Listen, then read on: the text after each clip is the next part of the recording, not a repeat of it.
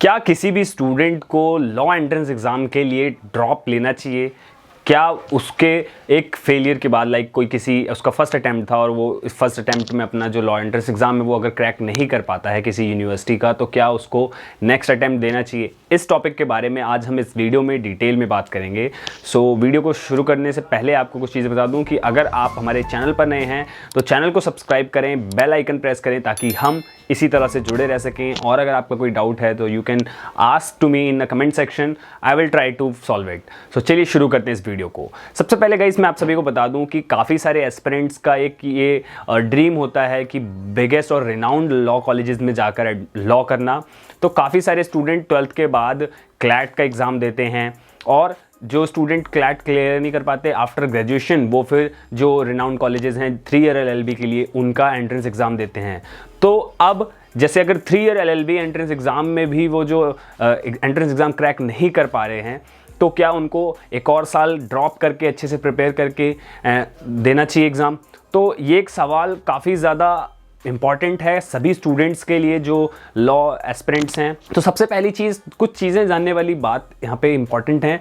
पहली चीज़ तो ये कि ये आपने जो अपना फर्स्ट अटैम्प्ट दिया वो कब दिया था? आपने अपना फर्स्ट अटैम्प्ट आफ्टर ग्रेजुएशन दिया जस्ट, या फिर आपने थोड़ा गैप किया ग्रेजुएशन के बाद उसके बाद दिया है आपने ये जो एंट्रेंस एग्ज़ाम? तो ये चीज़ें मैटर करती हैं। काफ़ी सारे स्टूडेंट्स जनरली जो होते हैं वो अपने ग्रेजुएशन के बाद ही देते हैं, वो ग्रेजुएशन के लास्ट सेमेस्टर में होते हैं 6th सेमेस्टर में, और तभी से वो प्रिपेयर करते हैं लॉ एंट्रेंस एग्ज़ाम के लिए और फिर वो एंट्रेंस देते हैं। तो काफ़ी सारे स्टूडेंट इस केस में भी वो अपने फर्स्ट अटैम्प्ट में एंट्रेंस एग्ज़ाम क्रैक कर जाते हैं, जैसे कि DU LLB, BHU LLB और GLC महाराष्ट्र जो MHCT8 है। तो इस टाइप की जितने भी 3 ईयर LLB एंट्रेंस एग्जाम्स हैं इनको वो फर्स्ट अटैम्प्ट में क्रैक कर लेते हैं।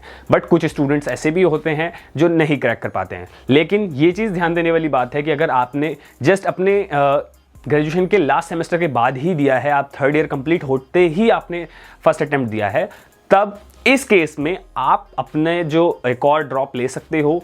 कोई इसमें बुरी बात नहीं है। आप इसमें अपने 1 साल का कम से कम गैप लेकर और अच्छे से प्रिपेयर करके दोबारा से एक अटेम्प्ट दे सकते हो। लेकिन यहाँ पे डिफरेंट केस है। अगर आपने पोस्ट ग्रेजुएशन करी है, ग्रेजुएशन करने के बाद पोस्ट ग्रेजुएशन करी है और तब भी अगर आपका जो फर्स्ट अटेम्प्ट में अगर एंट्रेंस एग्जाम क्लियर नहीं हो पा रहा, तो आपको क्या करना चाहिए? आप अगर या तो लॉ के बहुत ज़्यादा शौकीन हैं, लॉ आपको पढ़नी ही पढ़नी है, और अगर किसी काफ़ी सारे स्टूडेंट्स की ये ड्रीम होता है कि नहीं DU से ही पढ़नी है या BHU से ही पढ़नी है, तो आप इस केस में अपने एक और अटैम्प्ट दे सकते हैं। बट यहाँ पे ये चीज़ ध्यान रखना कि अगर आपको ये बैकअप प्लान बना के चलना होगा कि इन केस आपका सेकेंड अटैम्प्ट भी अगर सक्सेसफुल नहीं रहा, so what you will do, क्योंकि बैकअप प्लान होना इस स्टेज पे आकर बहुत ज़्यादा क्रूशल हो जाता है। तो ये चीज़ ध्यान रखना कि अगर आपने पोस्ट ग्रेजुएशन करके फर्स्ट अटैम्प्ट दिया था तो आप ड्रॉप ले सकते हो, but at own your risk. ये आपके ऊपर डिपेंड करेगा। आपने अगर ज़्यादा मेहनत करी, अच्छे से मेहनत करी, तो आपका जो सेकंड अटैम्प्ट है वो सक्सेसफुल रहेगा।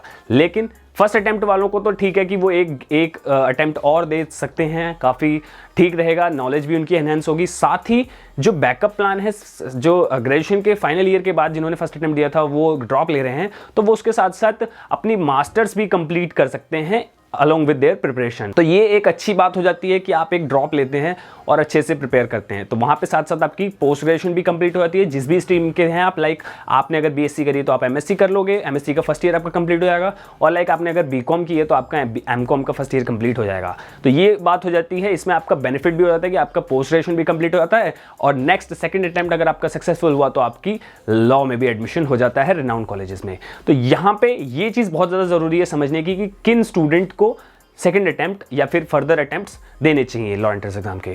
तो मैंने कोशिश करी कि आपको ये समझा पाऊँ कि आपका जो टाइम है वो कितना ज़्यादा क्रूशल है। आपको अपने टाइम को सेव करना है।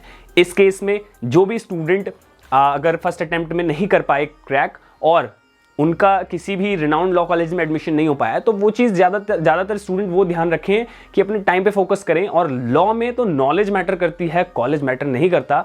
हाँ, एक तरीके से क्वालिटी ऑफ एजुकेशंस हैं इन रिनाउंड कॉलेजेस में, बट आपकी नॉलेज आपने अगर किसी अदर लॉ कॉलेज से भी करके आप आ रहे हो, स्टेट की भी काफ़ी सारी यूनिवर्सिटीज़ होती हैं जो रिनाउंड नहीं है ज़्यादा काफ़ी, but yes they are offering law course, तो आप उन कॉलेजेस से भी अपनी ग्रेजुएशन जो LLB है वो कंप्लीट कर सकते हो। तो आप जिन भी फर्स्ट अटेम्प्ट में क्रैक नहीं कर पाए, तो आप अपने स्टेट की किसी भी यूनिवर्सिटी में एडमिशन ले सकते हो, पहली चीज़। और अगर आप पोस्ट ग्रेजुएशन कंप्लीट करना चाहते हो तो पोस्ट ग्रेजुएशन कंप्लीट करके फिर सेकंड अटेम्प्ट दे सकते हो।